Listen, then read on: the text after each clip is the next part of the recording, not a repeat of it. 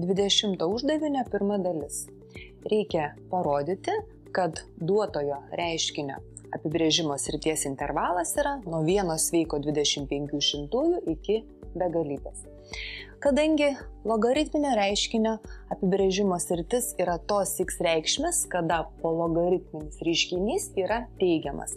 Todėl, norėdami paskaičiuoti apibrėžimo sritį, sudarome dviejų nelygybių sistemą. Tai yra, šis pologaritminis reiškinys 2x + 3 yra didesnis už 0 ir antrojo logaritmo pologaritminis reiškinys yra didesnis už 0.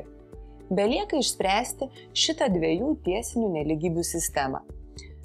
2x daugiau už -3, 4x daugiau už 5 ir iš čia gaunam, kad x daugiau už -1,5 ir x daugiau už 1 sveiką ir 25. Suderinę šitų dviejų nelygybių sprendinius, gausim, kad x yra didesnis už 1 sveiką 25, o tai yra intervalas nuo 1 sveiko 25 iki begalybės.